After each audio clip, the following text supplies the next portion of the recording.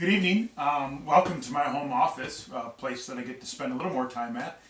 I was going to send you an email tonight, but realized how lengthy it was going to be, so I figured I'd give my fingers a little bit of a break because that's all that seems to happen is they type, type, type, and more type. My high school typing teacher would be extremely proud of me for my ability to type nowadays. But since it was going to be a little longer, I thought I would send it this way. In true fashion, I want a sticky message, something that rings home, and so this is probably something you're not used to me doing. As many of you know, I'm not a fan of snow day calls. I don't really care to do things like that. But for this, I thought I would send out a message because I wanted to portray a heartfelt message to all of you as we continue to work through the current world that we live in. If you have not seen, please take a look. You can look it up on Bridge Magazine. They released tonight an article that basically kind of outlines how the state of Michigan will shut down schools for the remainder of the year. It's quite a bit of detail, so I would assume that they have a pretty good source. Things can change and probably will change, but as I mentioned earlier today in my correspondence, it is all likelihood that we will not return to school this school year. Part of that process is going to be us transitioning to a new form of education, and I know that that is probably not the most comfortable thing for people to think about. Each of us have our own unique lives. It's good because we're people, and we should have our own unique lives, and we have things that we have to take care of at home, whether it's a spouse that needs to go to work, or whether it's young kids, or it's a medically fragile person that we're with. We have to take care of our own, and I think that's really important.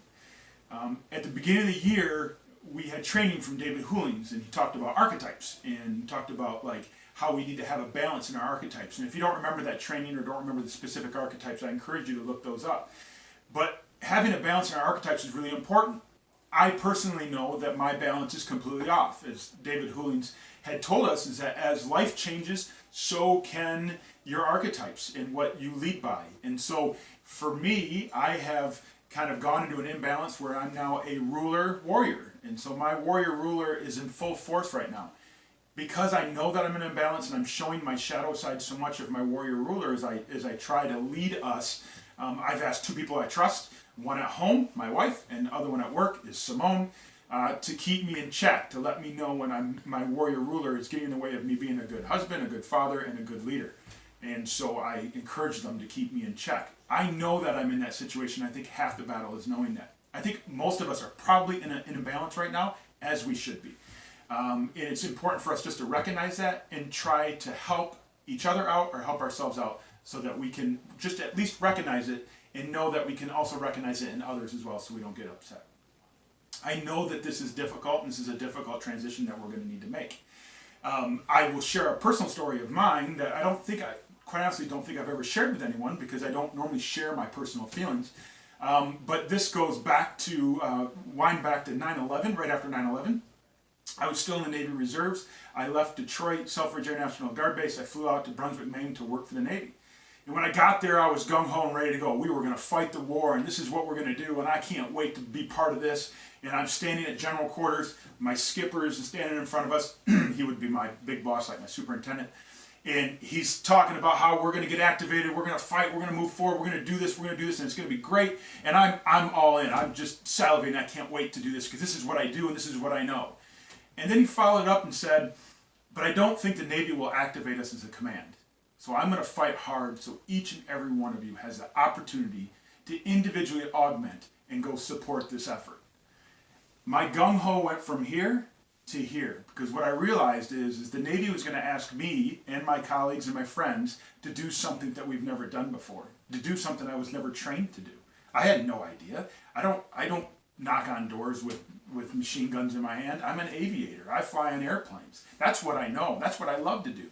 Now all of a sudden I had to transition my thought process and realize that I may go into a war zone doing a job I've never done before. That was scary. I went from warrior to orphan like that. And what I realized is that I need to reach within and figure out that it will be okay. And what came from that was the realization that we can't do this alone. There is no way to do it alone. And so In my Navy situation, we worked together as a team. We supported each other, and as my friends were augmented and sent off to do things, we supported them while they were gone. We worked with them. We helped them out when they had home things that had to go on. We helped them support their wives and their families and their husbands and what needs the bills that they need to pay. We took care of them and helped them through that. And that therefore they can fight that battle. And so the same thing needs to happen with us. And I know it's kind of a hard transition to compare fighting terrorism to providing distance learning. But the truth of the matter is that that same feeling that I had then was the same feeling I had when I read the Bridge article tonight. And when I read that, I was like, whoo, this is a whole different world. I was gung-ho and ready to go, but now I'm slightly nervous. But then I checked myself and realized, nope, we can do this. And I know we can do this. And we'll do this by working together and supporting each other. Each and every one of you has an important job to do. Each and every one of you will support this effort, but some of us will be able to do more. Others will have other things to take care of. But if we rally together and go through this together, we will be fine, and I promise you of that. I believe in you, and I know you believe in yourself, and you believe in your colleagues. The last thing I will mention in this lengthy video now you know why I didn't type it, is that we have spent years talking about how education is downplayed and how we are not treated the way we should be treated as educators. And I use the word educators intentionally. We have an opportunity right now to erase decades of bad speak about us. We have an opportunity to prove to everyone that it does not matter what situation we are in, we can do this. We can educate kids. We don't just teach kids, we educate kids. And I truly believe that all of us right now can prove a point that no matter what is put in front of us, we will always keep kids at heart, we will put them first, and we will educate them.